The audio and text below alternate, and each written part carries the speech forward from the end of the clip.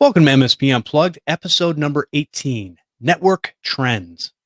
I'm your host, Jeff Halash. This is our live show where we discuss different ways to run your IT business, whether it's managed services, consulting, break fix, or anything in between. Let's go ahead and introduce our co-hosts. And we have Paco Lebron from ProdigyTeks. Paco, how you doing? Better than good, better than most. We also have Marvin Bee from MB Systems. Marvin, how you doing? Good evening, everyone. Happy Mother's Day, mothers. Very good. And also Adam Carpenter from IT Professionals of Iowa. Adam, how you doing? Doing good, one day at a time. All right. And we also have Paul Joyner from Sysadmin today. Paul, how you doing? Doing well. Thanks for having me on. Good to have you. All right, let's go ahead and share a tip or story that we could learn from. And for those that I didn't pre-warn, you've been on the show before. You know how it goes. I'm going to start off with Paco anyway, so he's going to kick it off for us. And what's our tip or story for this week? It's actually a story / you better know better. So I had an issue that I was going through where a auto forward was set up somehow in Office 365 and couldn't figure out where this email was coming from. It was an old internal email for a client. That person left way back when. I guess somehow when we did the migration and we didn't carry that email over, there was a bunch of bounce backs and we were trying to figure out where was this whole thing. So I spent literally 5 hours trying to go through it, look through everything, call John, call Rick, the whole 9 yards, till finally they said, well, why don't you just call PAX 8? I was like, yeah, I probably couldn't go ahead and do that. Yeah. In 5 minutes, they figured out where the hell the problem was. And basically the auto forward was set up in the admin center through, I forgot what the details of it, but basically figured it out, went to it, sure enough, took it out, solved the issue. So moral of the story is leverage your partner / vendor help and support because they know things probably a lot better than you do, especially if you are transitioning between systems. That is a good story. Happens more often than not. We're all pretty much fixers and we like to fix the problem instead of just calling for help when we need it. Kind of like asking for directions. All right. So let me move this over to Adam. What do you have for us this week? So just a quick story. We have one of our clients, a law firm, has hired a few new people recently, and just one of them during all the stuff that's going on. Normally when they do a new hire, I'm on site for the first day, get them signed in, get them used to everything and how they need to contact us and all that. Well, in this case, I had set up everything remotely. The new user had come in, done everything, and hadn't met me in person, but I talked to him on the phone. The other day, one of the partners had a question on his MacBook, and I was in the area, so I figured, I see his Jeeps in the parking lot. I'll just stop in and talk to him, And, well, I didn't know this, but they had been locking the front door, and then you'd have to call, and you have to have an appointment to get in the building. Okay, fair enough. So I call, and I get the new person, and she's sitting at the front desk. Like, I can see through the door. I can see her there, and she didn't know me, so she wouldn't let me in. And I'm like, I could make this awkward and walk over to my car and get my own key and let myself in because I have a key for after hours access. And luckily, one of the other staff members walked by and said, "Oh, hey, it's Adam. Let him in." Gosh. Yeah. Oh, keep it on the lockdown. All right, that's cool. Oh man, that's a good story. All right, Marvin, what do you got for us this week?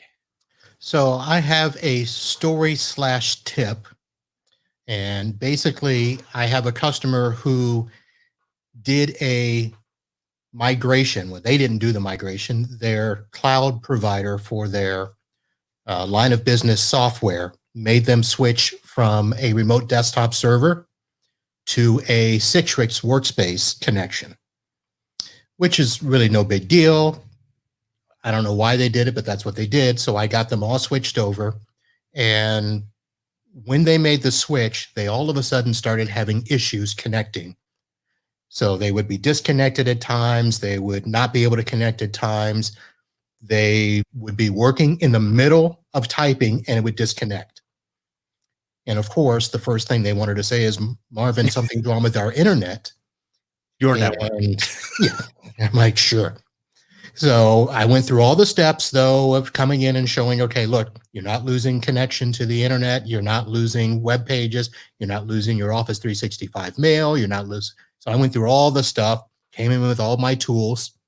I won't say their names, but did the trace routes, did all of the, continuous ping, and said, this is not your issue. It's not my issue. Let's call the provider. So we called the provider. And basically, the first thing and the only thing that the provider wanted to do was install a program called NetQ and check the connection. So I had to say to the customer, this is what I told you they would do, which is why I tested all of it beforehand. And the bottom line is, it was a way for them to delay dealing with the issue for 4 hours, because what they wanted to do was log into a workstation, install the program, have it ping their site for 4 hours, then it would close up and send them a report. So I don't know where the story was going, except that sucks. Yeah. Having to deal with that. But the tip is basically let your customers in on the process. All the stuff that I did, I let them know every step of the way. And I even let them know ahead of time, they may not address this because they're going to assume it's our issue. We need to prove that it's not our issue. So bottom line is, all the stuff that I did was basically the same thing that they got in their NetQ report, where their little constant ping to Google and to everywhere else was fine, but the ping to their site was dropping packets. So it's back on them. And customers not looking at me anymore, not wanting me to fix it, and not even going to balk if I charge them for my time. So that's what. And out of curiosity, Marvin, what tool was that you used for that survey and troubleshooting? So funny you should ask, Paco. I have so many. The one that I used was actually the latest Fluke Etherscope NG. Nice. Well, it's good to have that equipment to basically prove what's happening. Now, let me ask you this, though.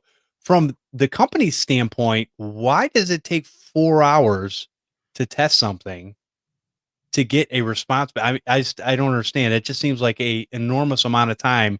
I push a button, I can walk away, go get lunch, and come back. I don't understand.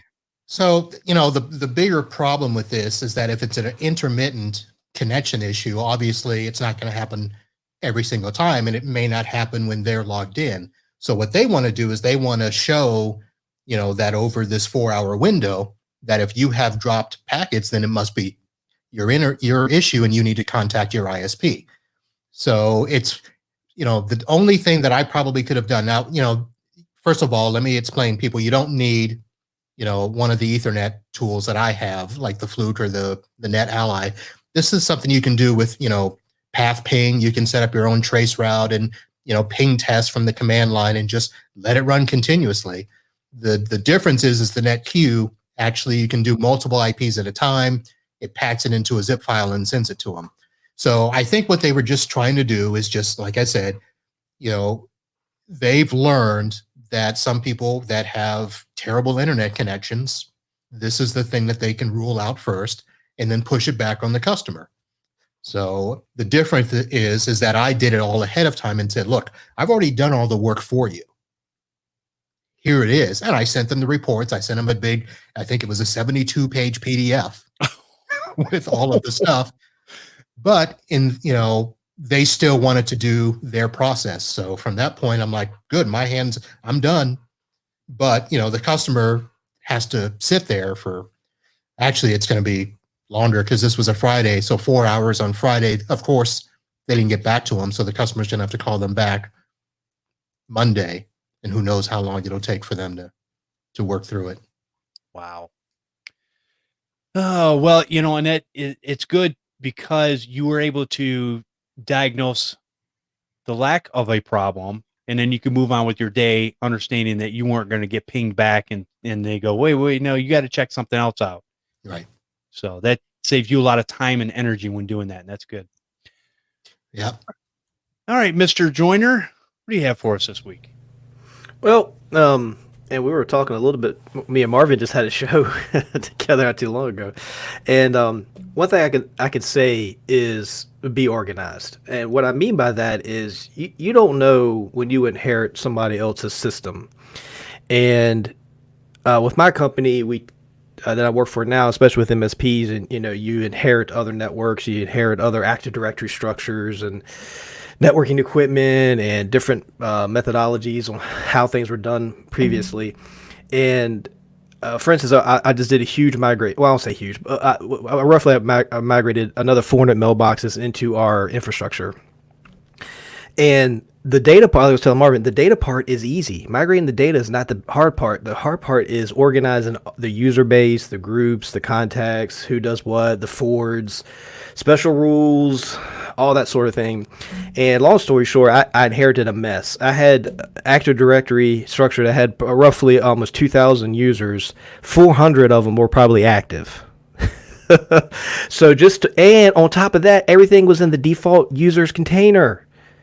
It didn't even have OUs broken out. No organization, no structure, no whatsoever. So all I'm saying is, when you're working on a piece of equipment, think about if you set something up and another tech's going to come behind you to inherit it or whatever, just to have the courtesy, the peace of mind to say, hey, if another tech comes behind me, they'll be able to just pick up where I left off, easily see what's going on and move forward. And unfortunately, I see that very rarely.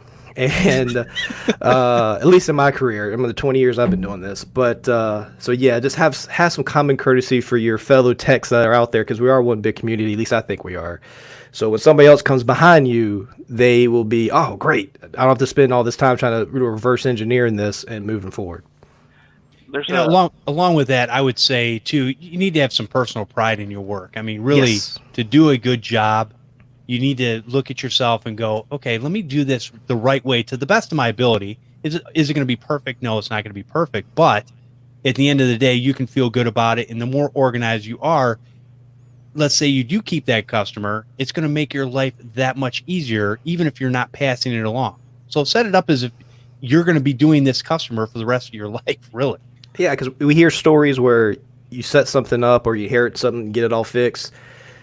Politics, whatever, something gets involved, you're no longer supporting that customer. Then they realize, I was a fool, I should have kept who I had. And then you go back. So obviously you're going back. You might have to fix a little stuff, but the structure's there. The foundation is still really good. Exactly. When you do something, do it right, so it's not a mess for the next guy, because the next guy is probably you. That's a good point. Good one, yeah. That should be on a t-shirt. Yeah, there you go. Next new $1 million idea right there. All right, so mine is just a simple little tip, and I can't believe I was going through this problem that I was having. It wasn't really a big problem, but I didn't realize something when it came to Microsoft Word. Yes, I said Microsoft. And I use a lot of Microsoft documents, but I have 3 different screens set up, and obviously they're all different resolution sizes, so it changes from one screen to the other when you're trying to look at documents. Now, I don't know about the rest of you here, but when I open a document up on pretty much any modern day screen, 27 inches or higher, it usually will split the document, if it's a 2-page document, into side-by-side view. Well, for a lot of the documentation and stuff I do, I don't like that, because it's too hard for me in my brain to keep the flow from left to right. Or if a lot of my documents are actually 4-page. So it's like, you got down, over, up, and yeah, it's like a in backwards N. So I don't like that type of structure. And the other thing is, when you get a little bit older, and the resolution on these screens is phenomenally small, there's a lot of other tricks you can do. But for most of the stuff, I like having it the native size that Windows has everything between the 3 screens. But what I discovered was, if you want to enlarge your Word document, you can hold your control key and just scroll your mouse, and it will make it bigger. And what it also does is it fills it up so that it's only one document in the long, lengthy way, no matter what screen I put it to. So back in the day, I used to actually drag it all the way to the edge of the screen so it'd open up in that view, but it was still, it's kind of small, even only from here to there. For those that can't see on the podcast, it's actually probably about, a good 14, 15 inches. So I like having it bigger where I can see it better. And what I didn't realize was when you do that in a Word document on said computer, when you open up another Word document or that same Word document, it actually stays in that size. I didn't know it did that. So it's made my life a lot easier for the documents that I open on a regular basis, and just makes a workflow where I don't actually have to change it on the fly, which a lot of times is what we have to do when we like things to look a certain way. That also works for Outlook. You'd be surprised how many people call me and go, "My Outlook is tiny. I know I did something. I don't know what it is." Hold That's Control and scroll, and it'll fix the body.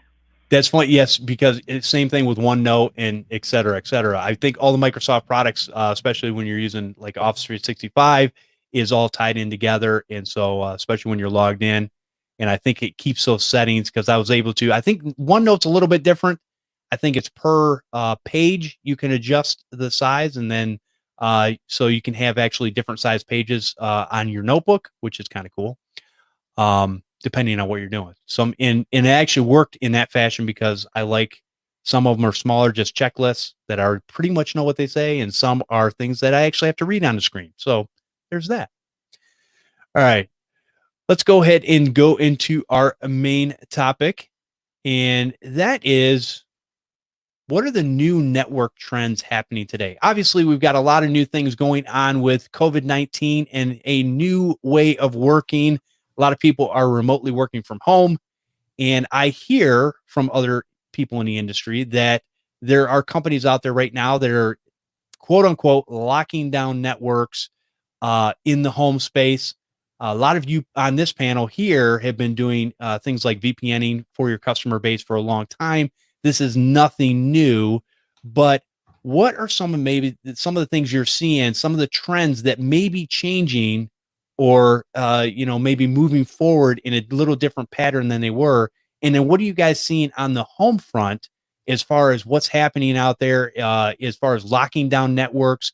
What are things people are putting in place, or what are some of the thoughts of the way that we're going to move forward coming out of this? Because I think even after this is all said and done, we're going to have a larger remote workforce than we do today. And I'd love to get your guys' thoughts on that. So, Paco, I'm going to go ahead and kick it off to you. Hey, okay. So it's interesting because I actually was going through this mindset or kind of figuring out like this is really something that's probably not going to change, and if anything, it's going to get bigger and more efficient as new tools are coming out, or the way things are just kind of gradually happening to this quote unquote new norm, this term that's being thrown around, right? Me and a couple other guys had kind of got together, and we were trying to figure out, okay, what's really the best way for us to look at this? And what we try to do is we try to look in this as the NIST cybersecurity framework, right? Being able to identify, detect, protect, respond, and recover. So how do we achieve each of those 5 steps? Especially now that we don't have our clients behind a firewall. Now that we have our clients that are remote. And for a lot of us, some of us have not supported remote workforces, or there were just 1 or 2 that we just made sure we did enough for them and not really make it a forefront effort to kind of go through that, right? So what tools do you kind of introduce? What practices and approaches you should put in place? So this has been actually a long thing where we had a couple phases. There was the first one where, for us, it was the middle of March where it was everybody gung ho. We need them online, right? So that was where, either laptops or screens, I think there was a big transition for those that had VoIP, from the hard phone, the physical phones, to soft phone, and getting headsets to get that going, or forwarding to devices and things of that nature. Then there was the transition of, well, how do we monitor these things? Because we have no idea, what they're behind. They're going to have a lot of internet issues. They're going to complain about internet things, and now it's your problem. So it's kind of for those that were supporting residential and went away from residential, we went back to being residential support again, at least in my view. So how do we protect that, right?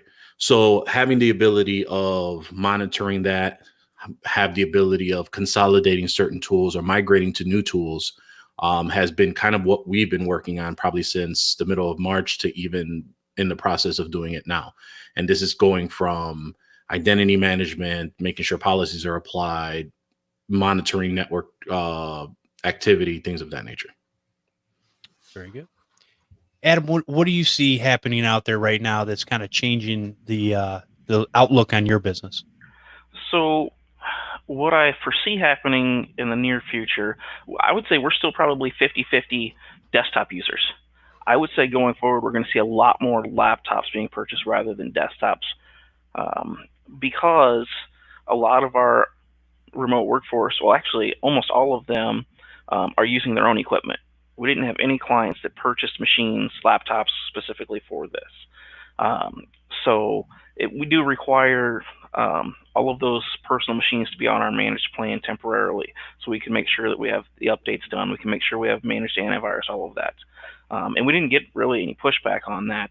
Luckily, I thought we would get some from the users just because it's on their personal machines. But if you want to continue to work, you need to do it in a safe manner. So we did that. But we also are seeing more of a push to cloud storage, using more of the Office 365 pieces with SharePoint, OneDrive, and those things, where you're not dependent on a VPN connection or tied to the Office and those things. So I think we're going to see a lot more cloud push and a lot more laptops and mobile workforce in general. Okay. And Marvin, obviously you've been supporting a lot of businesses that will periodically work from home. So how do you see this changing in your business? So probably not much different from everybody else. It's really going to be, once we get past this, how many employees are going to want to keep working remotely. And right now, for the most part, with law firms, the attorneys have always had remote support, and they've been allowed to work pretty much 24/7. But now they're having to let regular staff work remotely because of this. Once this is over, they're going to demand that the regular staff come back to work.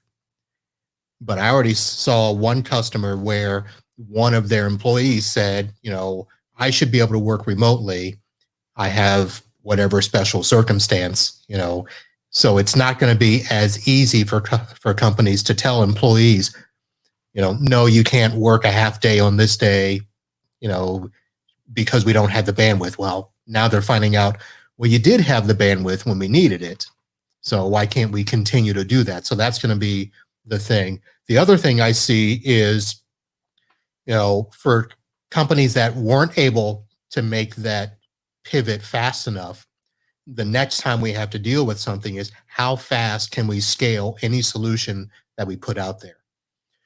The one big hangup that I had with the customers that wanted the less expensive solution, where it had to be a software-based VPN, we had to go through the process of installing software on all those personal devices. Whereas if we had set up where we had an SSL portal or something, they could have gone to the portal and connected in. So there's going to be that sort of a shift the next time, where now they're going to look at, okay, can't we just set up a portal where we don't have to do all of these installations to desktops or home PCs and stuff like that? So that'll be the thing. But the other thing is going to be, how much of this causes us to have to deal with supporting personal devices. And that's where the rub is. And I've got a couple of customers that had no problem telling their employees, you're going to put the management software on your personal computer or else you can't work, just like they said. But we've had a couple where they didn't do that. But we've run into issues where, customers are always complaining, well, the servers must be slow. But yet I've got 30 other people working just fine. There's no slowness. So now you have to deal with, their equipment, their internet, and that sort of stuff. So there's a cost that's going to have to be, paid by somebody to support those people working from home. Yeah, there's a lot of truth in that for sure.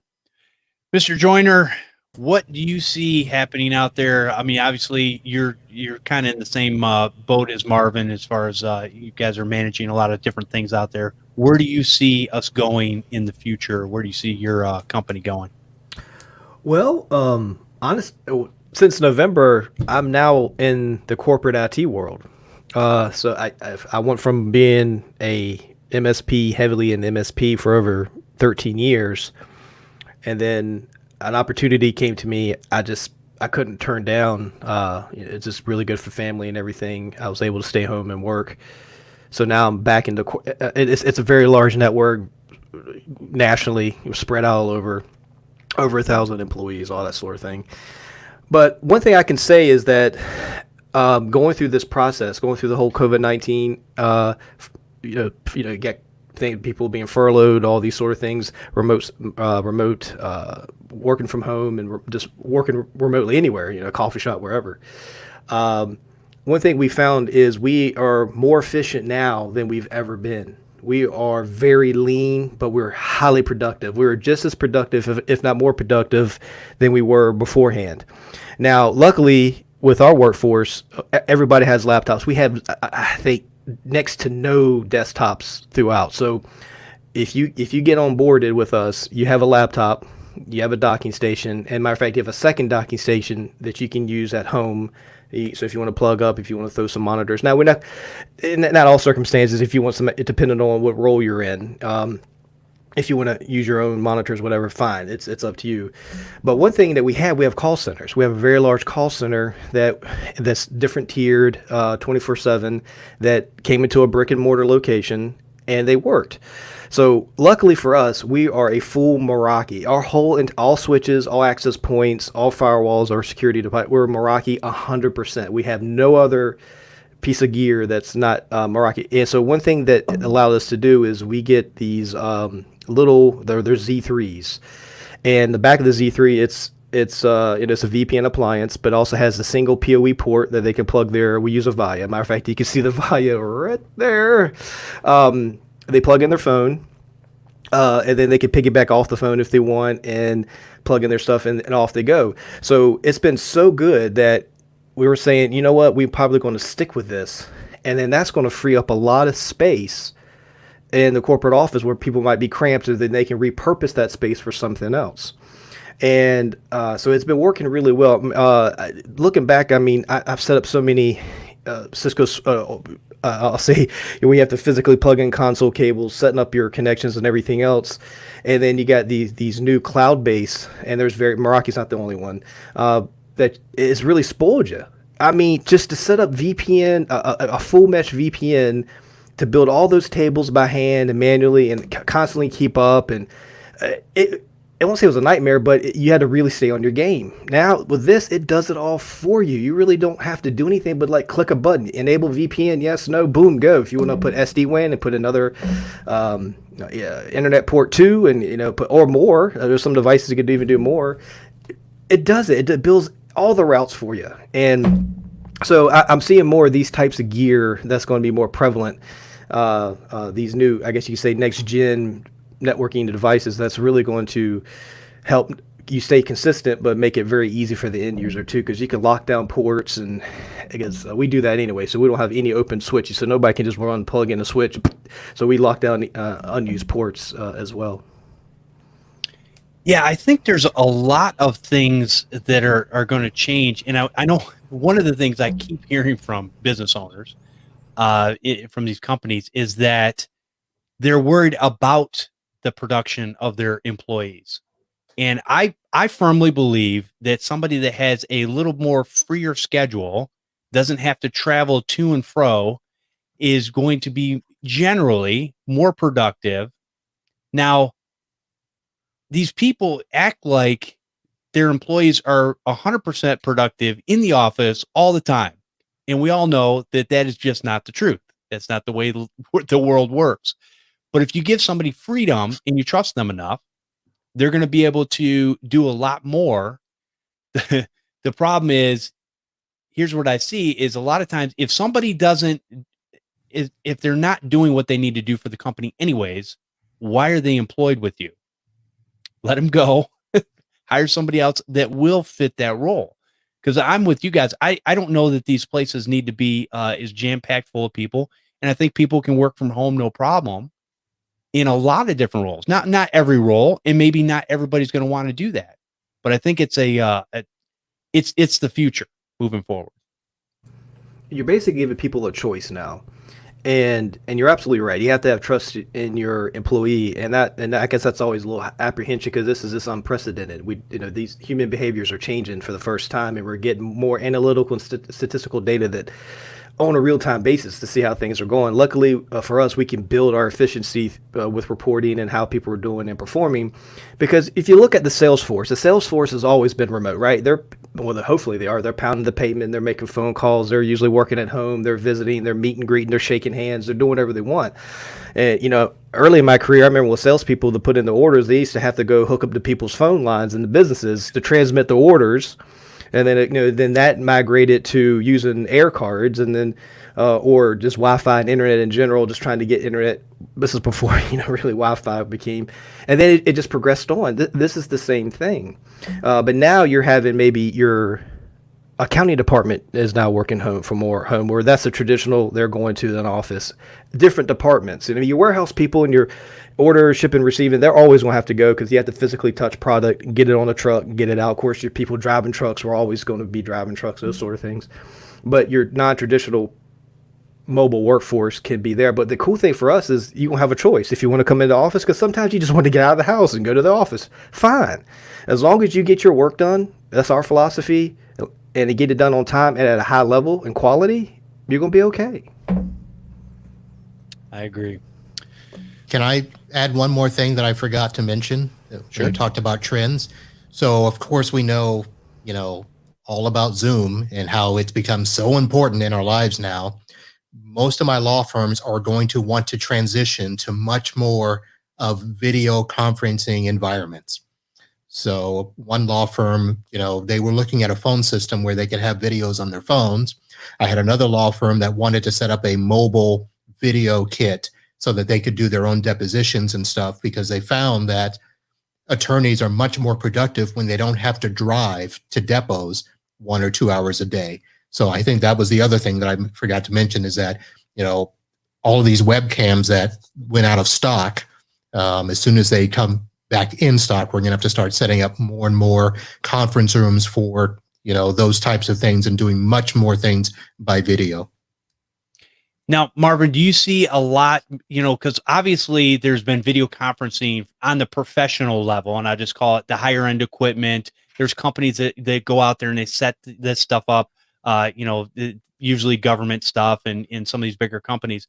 Do you see a lot of that coming in, or do you see maybe people just using webcams and the regular things that you can buy off the internet at this point?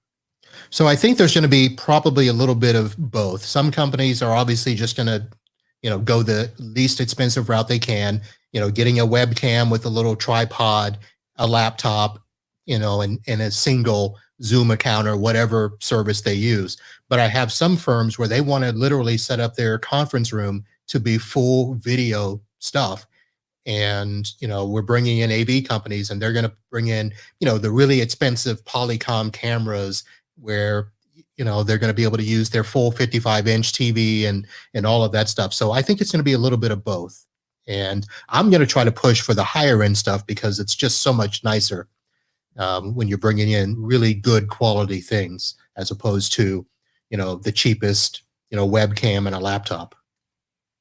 So this kind of reminds me of, movies like Demolition Man, where they basically had a conference room table where the people just the screens kind of flipped around and they had the people on the screen and that's how they had their conferences. They weren't actually in the same physical room. And there were several other movies that were like that. But I think this thing has been kind of a push into the future. We'll see where it goes. But I think I think there's some good things that will come out of this. It's not all doom and gloom. This is the way of moving forward, I guess. So of other things that, what other things you guys see going on out there as far as, just things that you're having to lock down from a home standpoint, from somebody sitting at home? I know, Paul, you talked about, you said they were logging in through, obviously you're using the same equipment and all that kind of stuff. Is there any other things that you have to worry about on the home front in order to protect that end user, no matter what piece of equipment they're using? Because obviously there's always holes somewhere, and I would say there's probably more holes in a home network than anywhere else. Well, we're fortunate. We have a pretty significant data center, but the main thing that it does is to serve ERP systems. All of our ERP systems are pushed out through large RDS farms, or remote desktop services farms. And we use Office 365 heavily, so we use Teams a ton. So it doesn't really matter. We don't really need an agent on a computer for Teams. And we use a ton of SharePoint and those sort of things.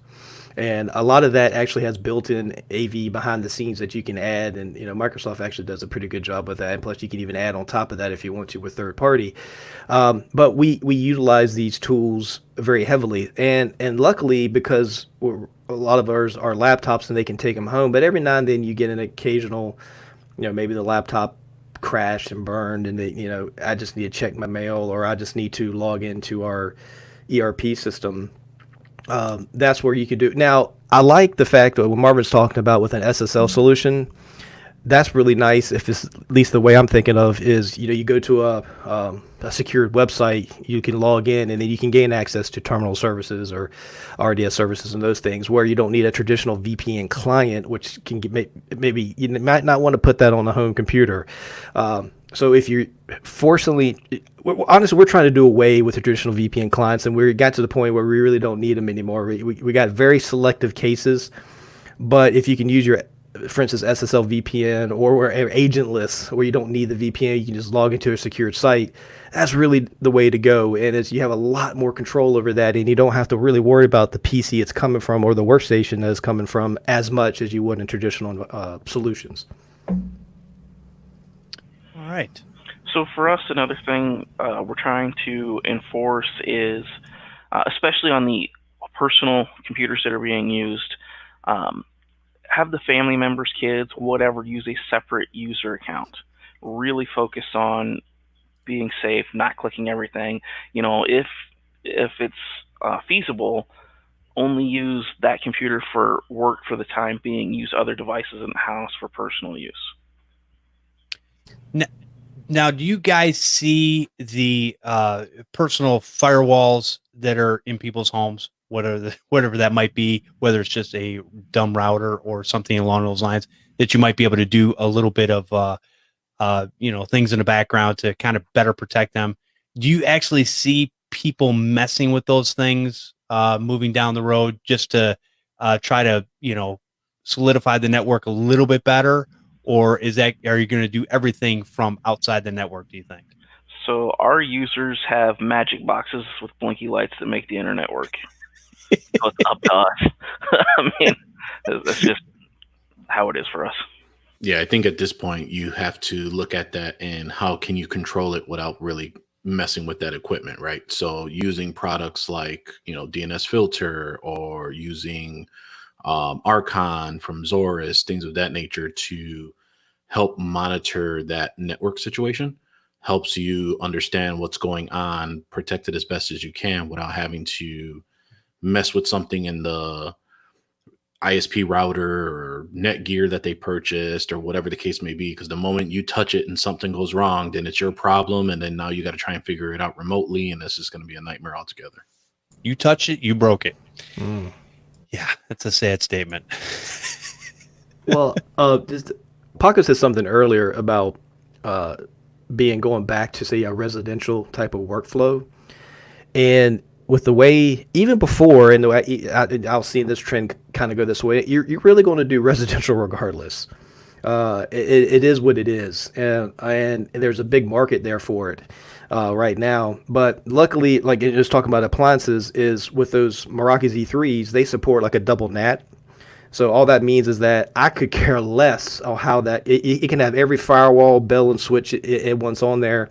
If you plug into my internet port, I'm gonna get out for the most part. I haven't yet seen one that's blocked my way. But having these types of devices, they're cheap, they're easy, you can put in, it's going to make a big difference, especially if they're going to be like a real permanent fixture at home, where they, maybe they work 75% of at home and maybe 25% they might just want to come into the office. But that's how I'm seeing it myself. Any other thoughts on that? I find this stuff fascinating because there's a lot of speculation and a lot of things that I think there's a lot of people out there that are doing good work, and they're doing the right work, and they're trying to take care of people as best as possible. But I also think there's going to be somewhat of a learning curve as we find out. I mean, let's face it. I mean, it's the human error that causes all the problems, no matter whether you're at a business solution on the network there or you're at a home solution.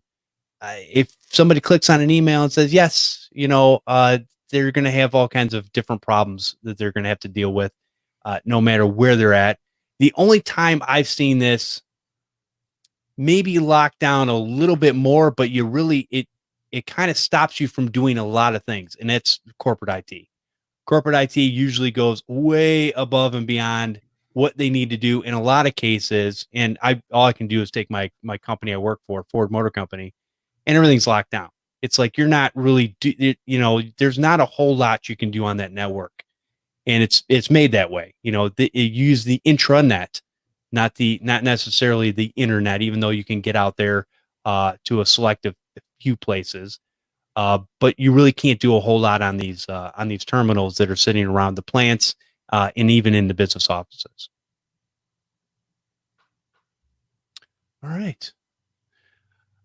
Any other trends or thoughts or ideas of where we're moving forward to in the future as far as networks are concerned, or as far as just people are concerned? All right, and I guess we'll wrap that one up.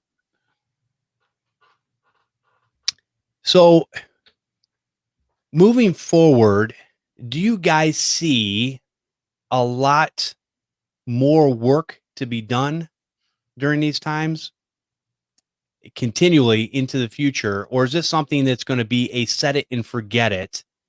And once it's set in place, it's going to lighten my workload, and I've got to do a lot less. Or do you think there's going to be a lot of mitigation in the middle times between step A and step C? I think for us, like I said earlier, I think we're just going to see a higher rate of cloud adoption, cloud products, work from anywhere type of thing, more so than we are now. A lot of our customers still run on-premise servers because that's the way they've always done it, and they don't necessarily like the cloud.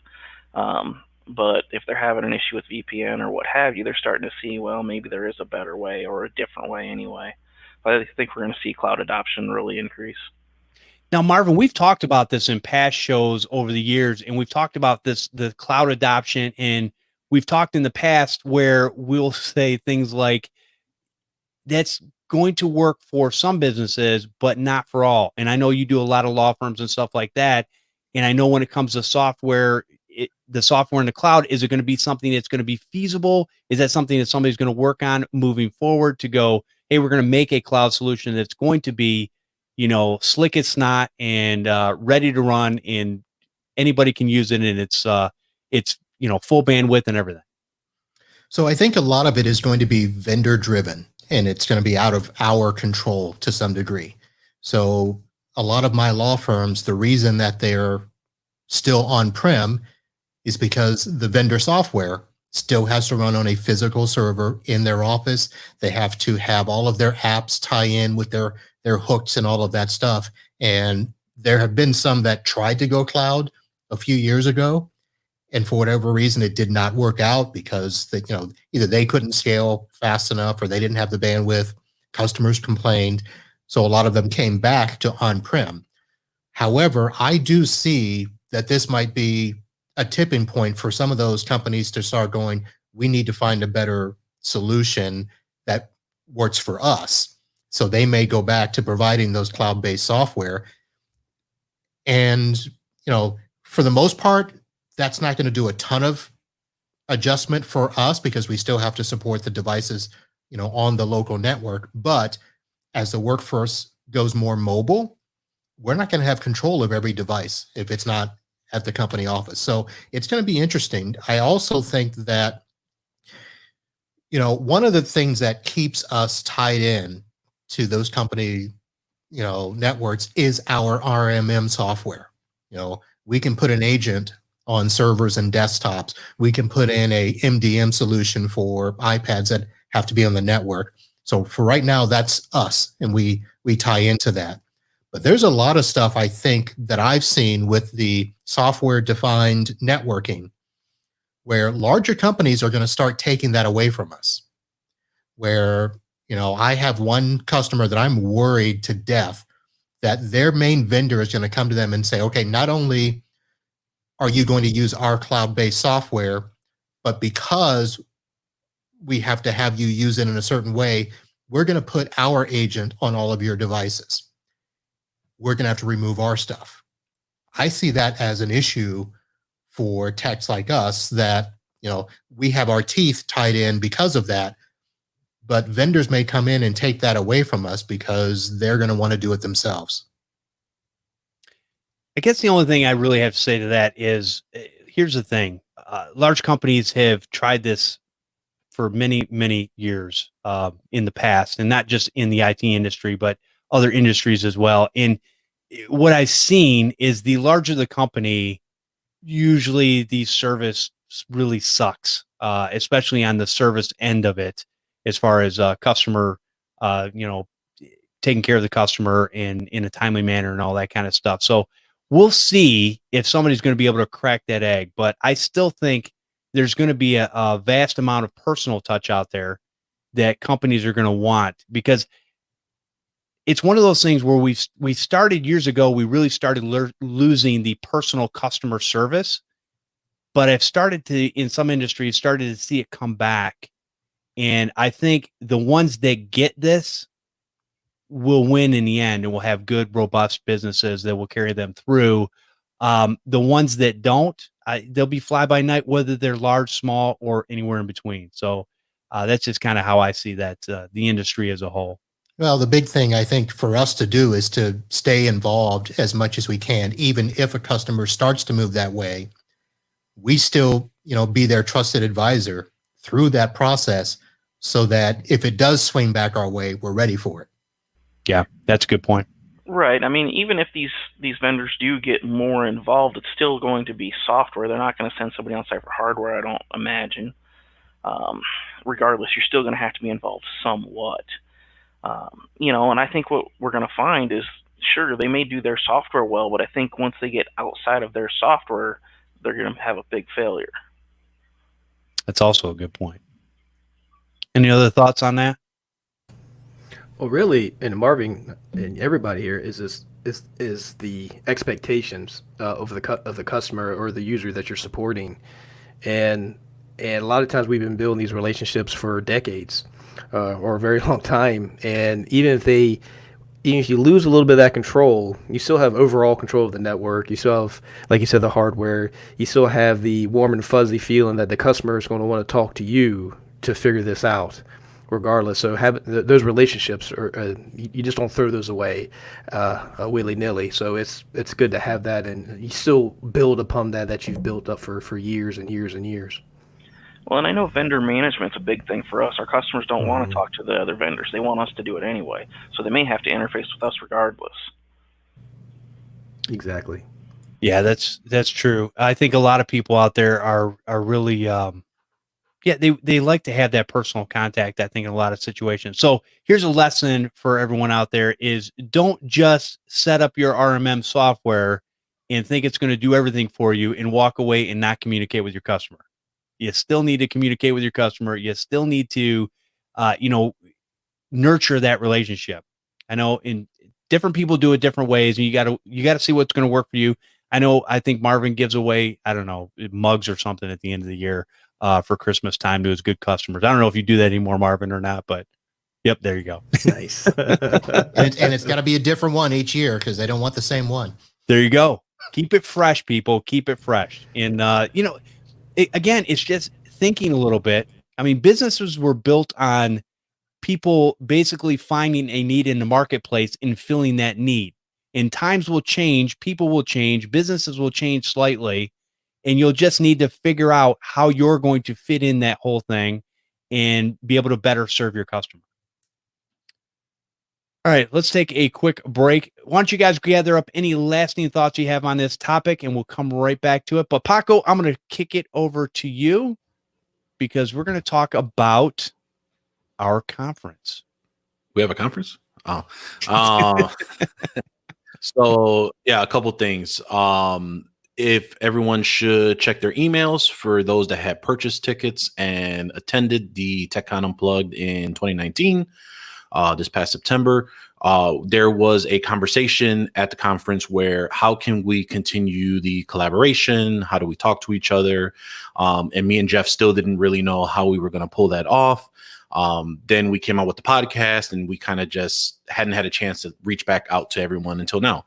So you should have received an email from us basically letting you know how to get into the MSP Unplugged Facebook group, which is going to be, I guess, the official TechCon group, to have everyone go in. So for those that have either supported the podcast through Patreon or purchased a ticket for TechCon, has access to everyone there in the Facebook group. So if you haven't received the email, please email us at jeff@mspunplugged.com. Or if you did receive the email, follow the instructions and we'll be able to get you in, because in there has the link to admit you into the Facebook group. The second one is we are going to be sending out an email next week, just because with a lot of all these, with the current situation right now with everyone and the kind of the world, everything's been put on pause. And a lot of conferences are either being canceled or postponed. We're sending out a survey to everyone to kind of get your feedback on, for those that have purchased tickets, are you still planning to come?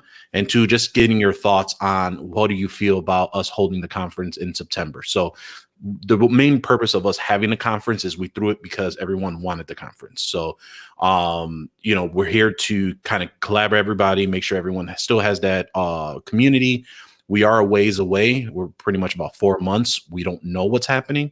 We're still planning on still having it. However, if we do get a lot of feedback that goes one way or the other, will determine how we kind of move forward with the conference in September. So that email will go out next week, probably Tuesday. Should be about a 3-question survey. If you could be on the lookout for it, we'd appreciate it, just to get your feedback on how we should move forward with TechCon Unplugged 2020. Very good. Yes. And we definitely appreciate you taking the time to do that, and appreciate you putting that together, Paco, and getting those emails out. So definitely check that out, and then we'll come up with some more information here in the near future. But right now, we're still plugging away and putting content and stuff together. I've got speakers and stuff lined up as of this point that are ready to talk to some of these things, and we've got others that we're going to reach out to. But we want to get a feel for where everybody's at, and it's wherever you're at is fine. We're not one way or the other. It's like, hey, whatever you're comfortable with at this point, or what you think you're going to be comfortable with in the coming months, we'll see what's going on. But we think, and this is just my speculation, I shouldn't say we, I think everything will be okay by September, and I think things will be back to whatever the new norm is. I think there's going to be some changes in the workforce itself, but nothing to stop this conference from going on. But that's just my opinion. Hey, time will tell, and things could change day to day. All right.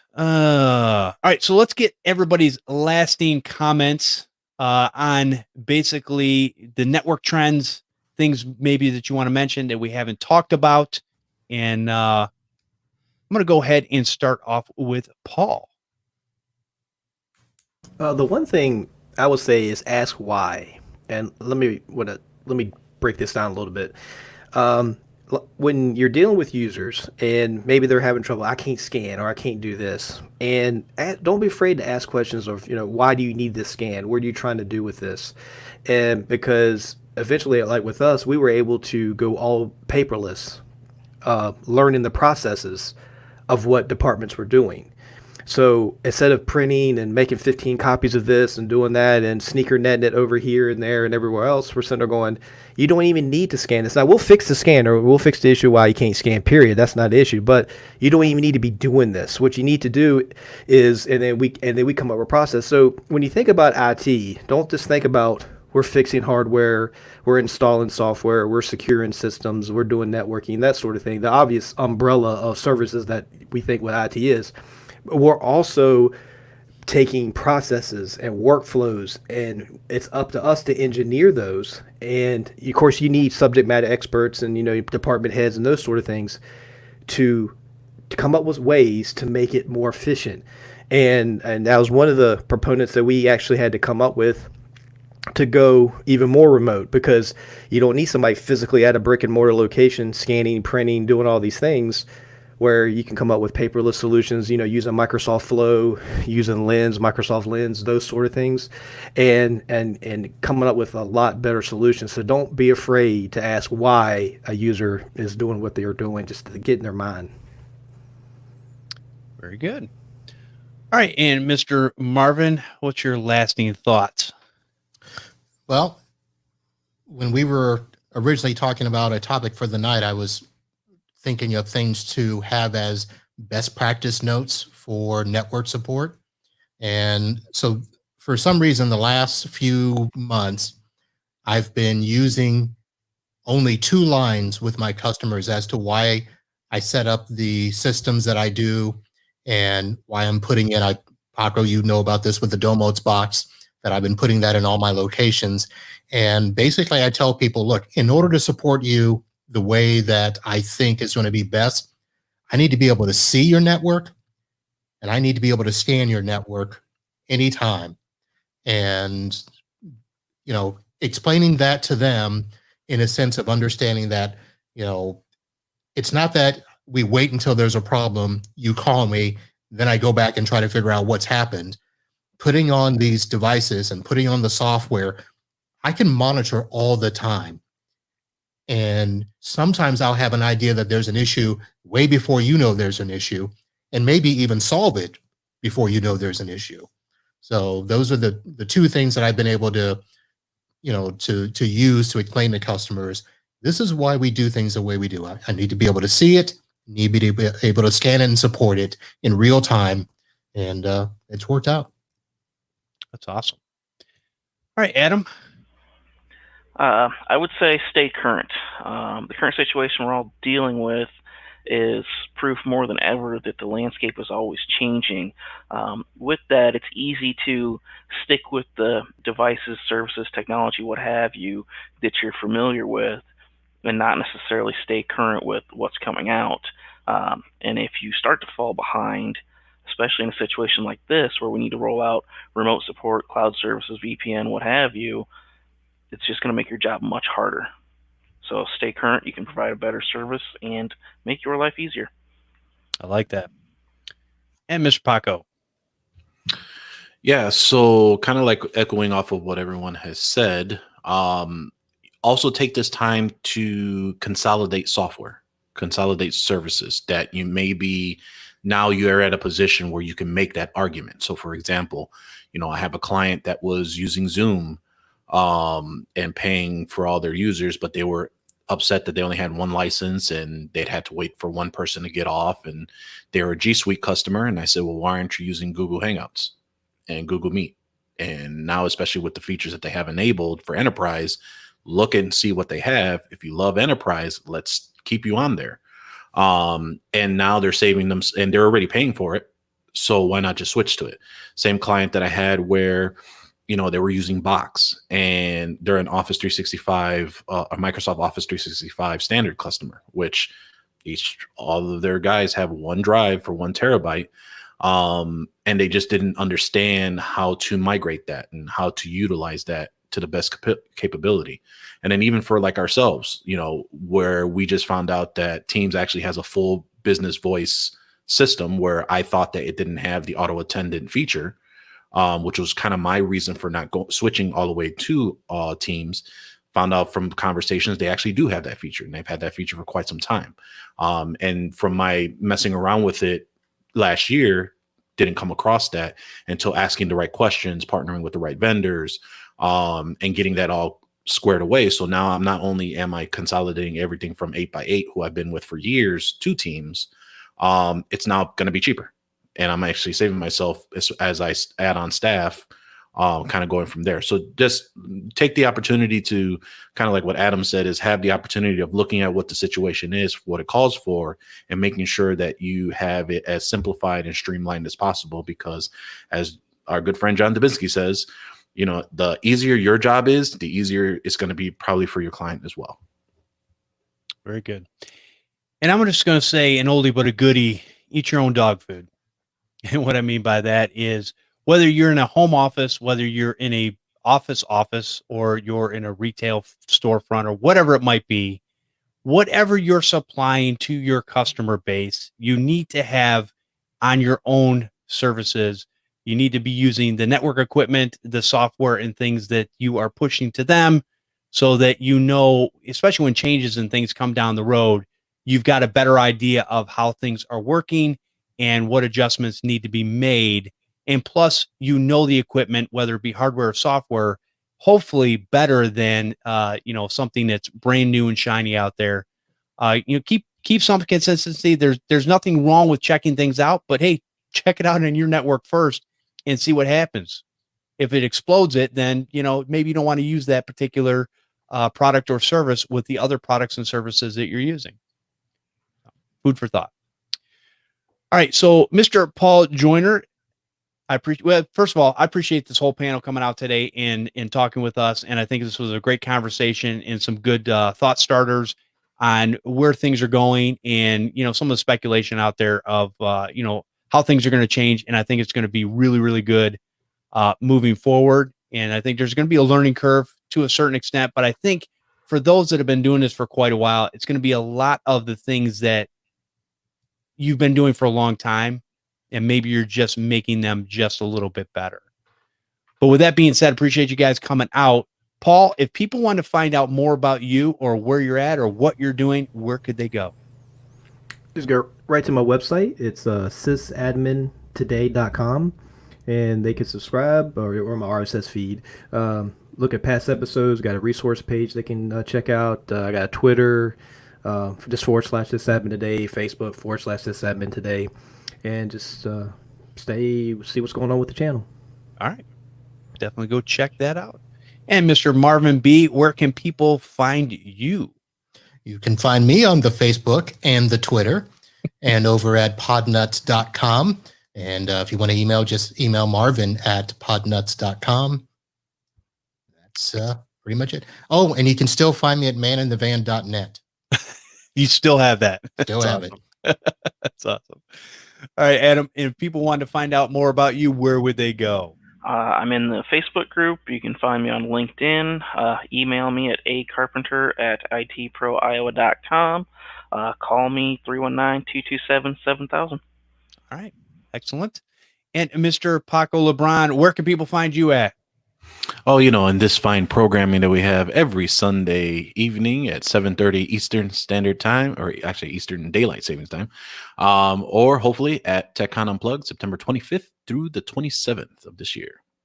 Awesome. All right, watch live or hang out in the chat room over on youtube.com/MSP Unplugged. You can subscribe to our YouTube channel and your favorite podcasting app to never miss an episode. Well, thank you for listening. We'll see you next time on MSP Unplugged.